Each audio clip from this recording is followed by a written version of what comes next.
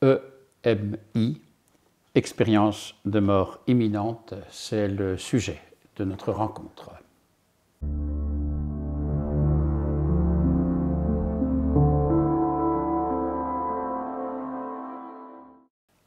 EMI, je vous le disais, expérience de mort imminente, le sujet de notre rencontre avec Yves et Martine Van Hout.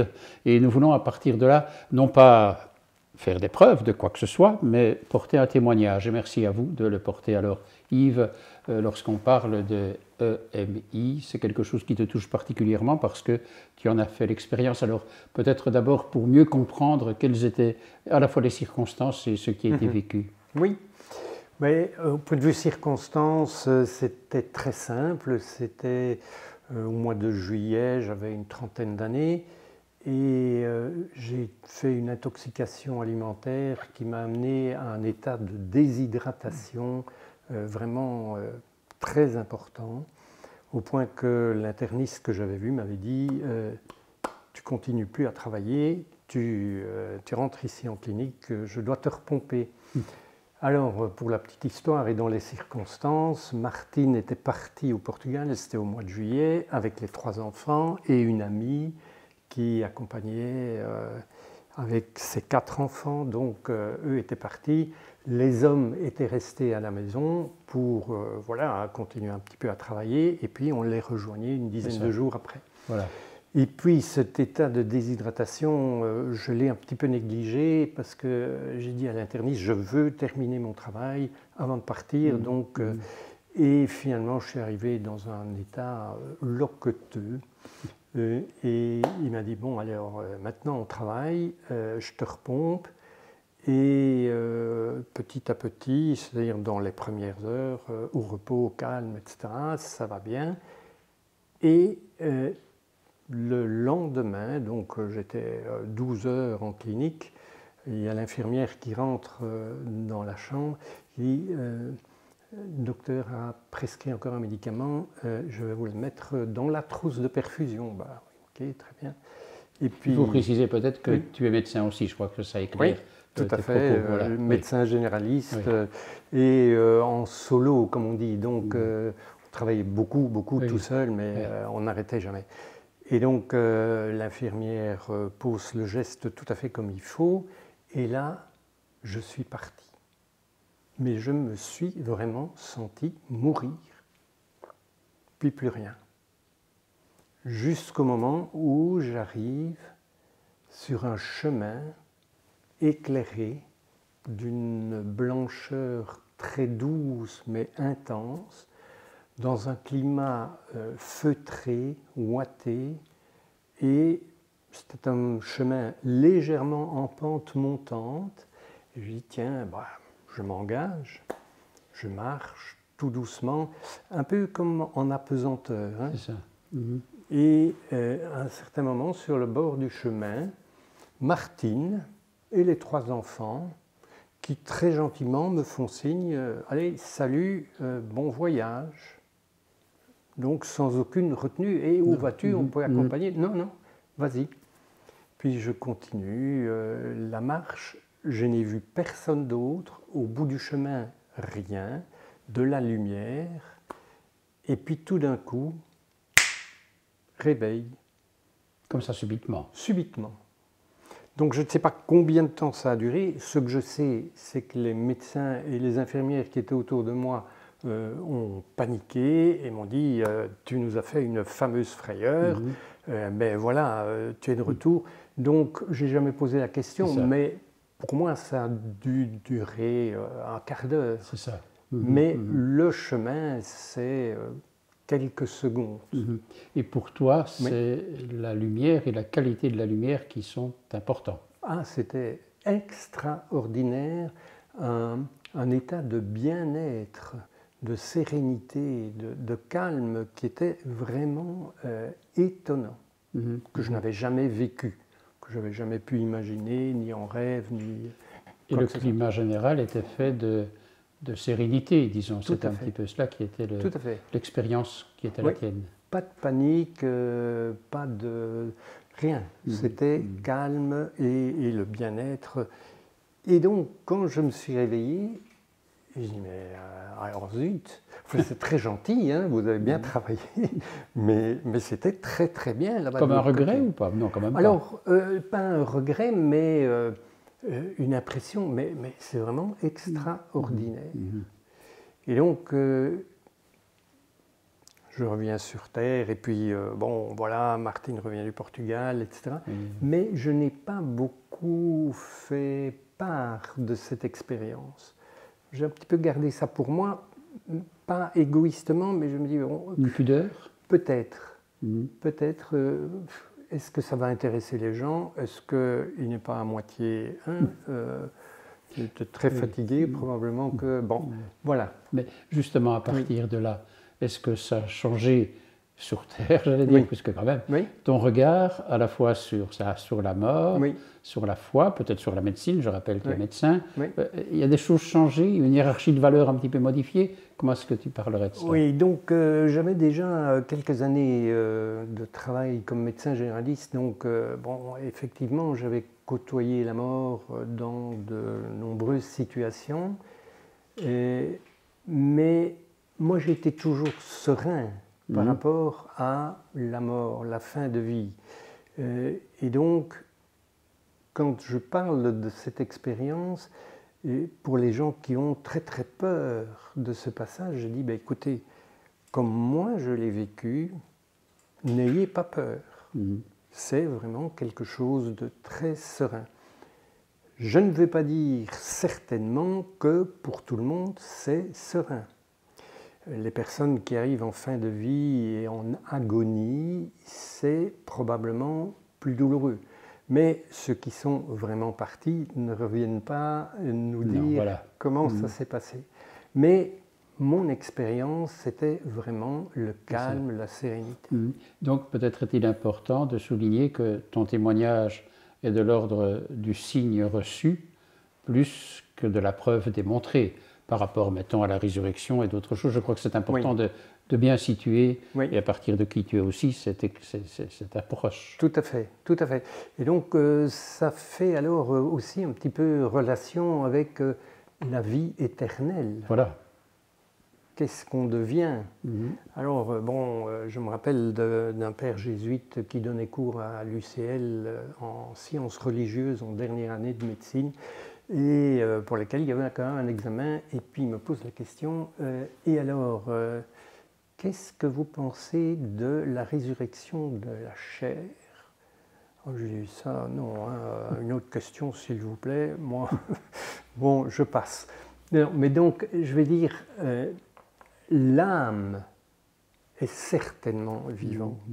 Et lorsque peut-être à préciser, la résurrection de la chair, c'est véritablement ce qui fait l'identité profonde. On n'est pas au niveau physiologique. Voilà. C'est important à bien souligner de quoi on parle, évidemment. Tout à fait. Et bien entendu... Je suis un corps plus que j'ai un corps, pour le dire. Tout à fait. Mais alors, dans le temps, quand on était gamin, et même un peu après, hein, on imaginait, mais oui, mais non, mais c'est pas possible. Qu'est-ce qu'il nous raconte? Mais donc, sans expliquer qu'il y a autre chose derrière la chair. Voilà. Oui. Bon, donc il m'a laissé passer. Je suis devenu médecin quand même. Mais donc voilà. Et ça me fait penser aussi, par rapport à ma foi, à la vie éternelle et l'Esprit Saint. Mais donc ça, on en parlera peut-être tout à l'heure, quand on parlera carême. Oui, justement. On verra ça tout de suite. Mais justement, alors, avant d'arriver à ça, scientifiquement, je dirais, par rapport à la compétence qui est la tienne aussi, est-ce qu'il y a des explications, je ne dis pas des réductions de la chose, mais tu as étudié un peu cet aspect-là aussi? Tout à fait, tout à fait. Et donc, c'est un domaine qui bouge énormément, qui évolue, je ne vais pas dire tous les jours, mais les neurosciences, c'est extraordinaire. Et alors, une des explications, et je pense qu'elle est vraiment importante, elle est importante pour la pratique dans le monde, non pas seulement des médecins, c'est, et je reprends toujours l'exemple que je me suis imaginé, quand un ventilateur tourne, à un certain moment on débranche, on met le stop, l'hélice continue à tourner. C'est l'inertie. Même si c'est débranché. Même si c'est débranché. Et on montre maintenant qu'il y a une activité cérébrale à minima, mais qui persiste. Et donc l'hypothèse, c'est effectivement, voilà, il y a encore des cellules qui étaient lancées, qui continuent un petit peu à vivre, et puis qui s'éteignent, et c'est le bout du chemin. Et c'est le retour sur Terre. Pour mon expérience. Ou l'entrée dans la vie, comme disait l'entrée dans voilà, Thérèse de Lisieux, oui, l'entrée dans la vie. Voilà. Tout à fait. Oui. Oui. Oui. Mais donc, scientifiquement, on avance. C'est ça. Oui. Et ça me permet peut-être aussi, mais c'est alors plus médical, comme message pour les personnes qui côtoient des malades ou des accidentés de la route avec un coma qu'on dit parfois profond. Bon, il y a différents stades. Pour ces personnes-là, imaginez toujours qu'elles entendent et que ce que vous pouvez leur dire est très important, qu'elles intègrent ça. Donc ça, c'est vraiment le message que je voudrais faire passer. On parle parfois aussi dans ces expériences de décorporation, je ne sais pas très bien comment on l'appelle. Tu as vécu cela? Non, non, pas du tout. Mais tu as entendu des gens et tu as des expériences vécues de cette façon-là. Tout à fait. Hein, il y a des bouquins avec des témoignages qui expliquent, par exemple, pour un opéré, il se retrouve à la place du sialytique et il se voit opéré par les chirurgiens, les infirmières, etc. Donc, mais ça, je n'ai pas eu du tout. Non, c'est ça. Martine, Yves en a parlé, tu n'étais pas là quand c'est arrivé, cet événement de EMI, je rappelle, hein, expérience de mort imminente. Quelle est ton expérience à toi, plus particulièrement? Mais écoute, pour moi, tout ça a été très doux. Parce que justement, comme j'étais à l'étranger dans la famille au Portugal, ils m'ont dit « rentre parce que Yves doit être hospitalisé et ne peut pas vous rejoindre ». Donc voilà. Et puis après, c'est quand j'étais sur place qu'on m'a dit « oui, il était inconscient ». Donc mes parents, en fait, sont rentrés dans la chambre pour lui dire bonjour et puis il était inconscient. Et c'est comme ça, c'est eux qui ont alerté les infirmières. Ah bon? Ah oui, oui. Donc voilà, c'est tout ce que j'ai entendu. Et ce n'est que par après, doucement, que Yves m'en a parlé. Mais tellement naturellement, simplement, que ça ne m'a pas choquée. Ça ne m'a pas du tout choquée. Et dans le temps, en fait, on ne parlait pas tellement, on ne parlait pas de la mort, de l'expérience de la mort imminente. Donc, c'était quelque chose de... Oui, quelque chose qu'il avait vécu, mais sans effrayement, sans... Ça. Voilà. Ayant pu le vivre dans cet esprit, qu'est-ce que tu en dis alors? Aujourd'hui, et peut-être avec le recul, mais aussi dans la proximité de l'événement à ce moment-là. Oui, mais donc voilà, c'est quelque chose qui est très beau, qui semble merveilleux pour les personnes, parce que maintenant j'ai entendu plusieurs témoignages, et donc l'expérience qu'a eu Yves est tout à fait habituelle presque de ceux qui passent par ce genre d'expérience. Et donc, ils parlent tous d'une lumière, d'un calme, comme Yves, de quelque chose de doigté. Donc, ça doit être quelque chose d'agréable à vivre, je me dis. Donc, c'est quelque chose qui m'apporte la paix, la sérénité. Mais je dois dire que, personnellement, j'ai eu la chance de vivre enfant à la campagne. La mort et la vie, tout ça, c'était très, très, très naturel. Et j'ai eu la chance également d'avoir un professeur en 2e et 3e, donc c'était le même professeur, et qui nous parlait vraiment de la vie de Jésus, mais de manière tellement simple. Et il nous faisait vraiment vivre avec Jésus. Il avait l'art de raconter la vie de Jésus de manière extraordinaire. Et donc, la mort, pour finir, ne me faisait plus peur. C'est ça. Et alors, cette résurrection, c'était quelque chose de magique. Par rapport aux enfants, quelque chose à dire de ce qu'ils ont reçu, de ce qu'ils ont vécu? Alors, non, nos pas là, enfants de toute façon, ont été voilà. tout à fait à l'extérieur de cet événement, parce qu'ils étaient avec tes cousins. Donc, il faut imaginer, ils étaient une quinzaine d'enfants à jouer ensemble. L'aîné avait 10 ans, même pas. 7 ans. Ah oui. Donc ils étaient petits et on ne les a pas ennuyés et encombrés avec toute cette expérience. Ils étaient tristes parce que papa ne venait pas en vacances. Oui, bien et sûr, voilà. Donc, oui, c'est tout ce qu'ils ont vécu.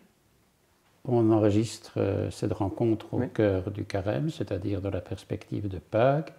Et tu disais qu'à ce niveau-là aussi, il y avait comme une expérience liée à l'Esprit Saint notamment. Oui, mais donc le carême, un moment très important, un temps de cheminement. Moi j'aime bien l'expression de dépollution. On parle beaucoup de pollution à gauche et à droite, et on parle aussi de dépollution de zones qui ont été très industrialisées.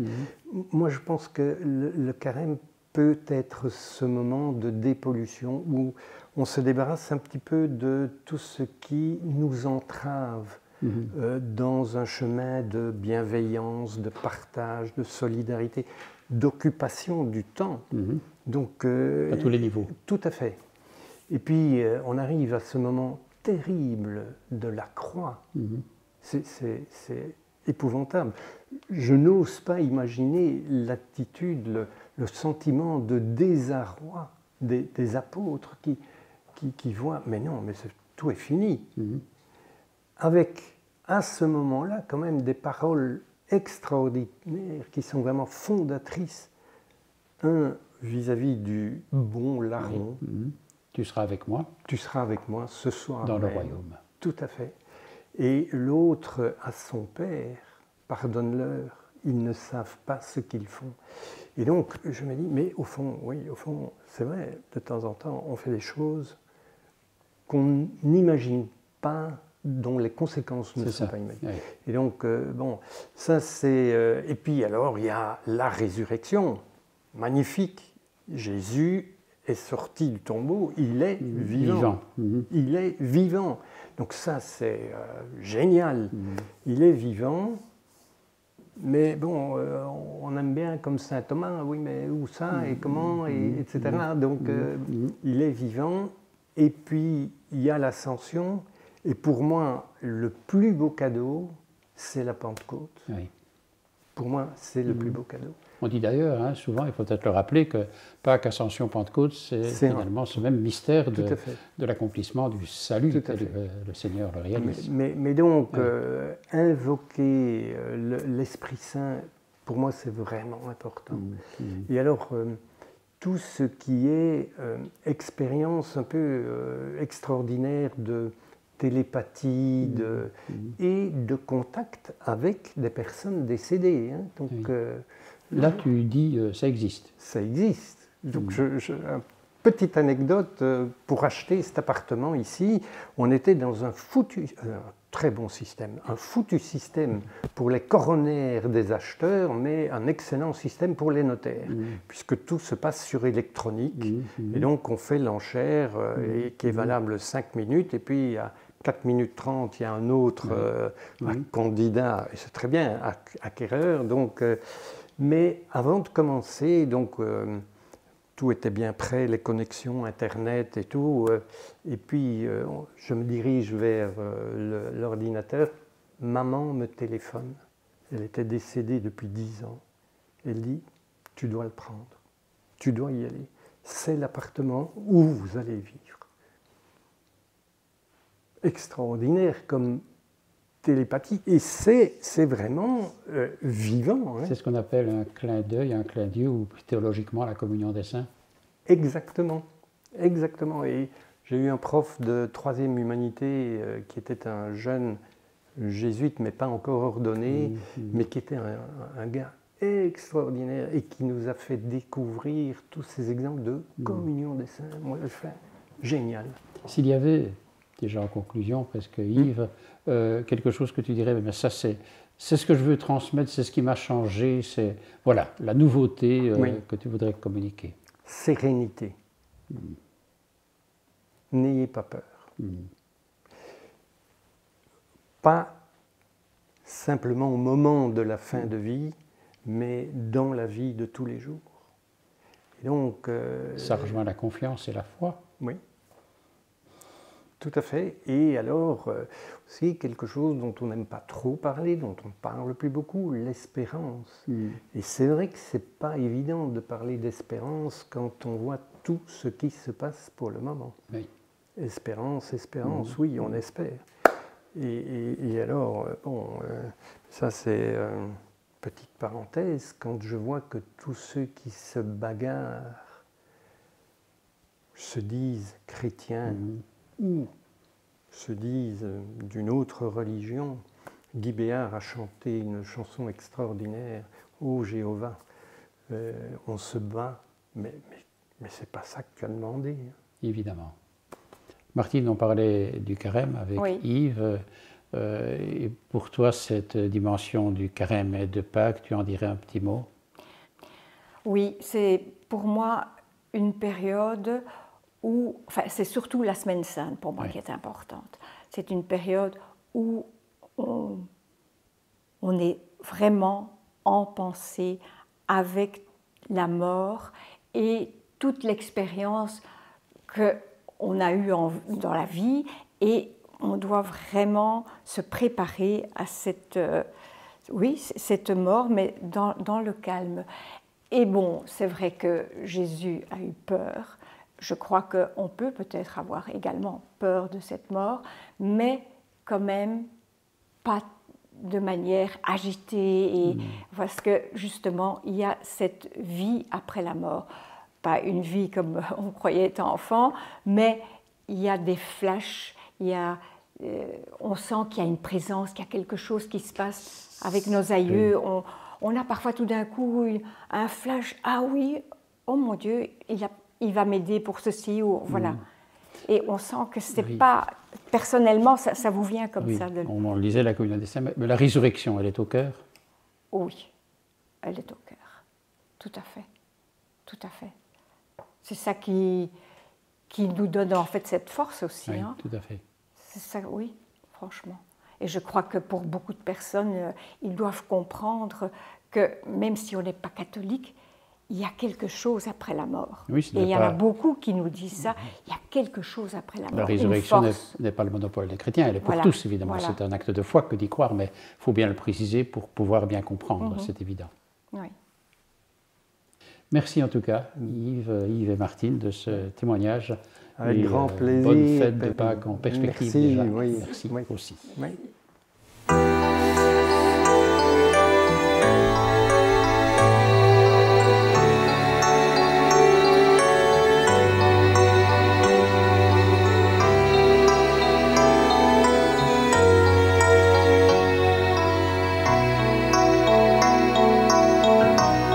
Tiens ma lampe allumée, la flamme est si fragile ce soir.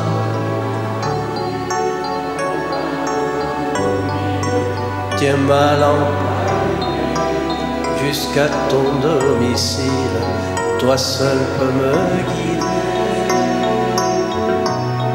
Allume dans mon cœur quelque chose de vrai, quelque chose de toi, que rien ne puisse éteindre, ni l'échec, ni la peur, ni le poids des années, et que puisse mon pas chercher à te rejoindre. Tiens ma lampe allumée, la flamme est si fragile, ce soir je viens mendier ton pain, ton eau, ton huile. Tiens ma lampe allumée jusqu'à ton domicile, toi seul peux me guider. Allume dans mes yeux quelque chose de pur, quelque chose de toi, que rien ne puisse éteindre, ni le poids du présent, ni l'avenir peu sûr, et que dans mon regard ta clarté vienne poindre. Tiens ma lampe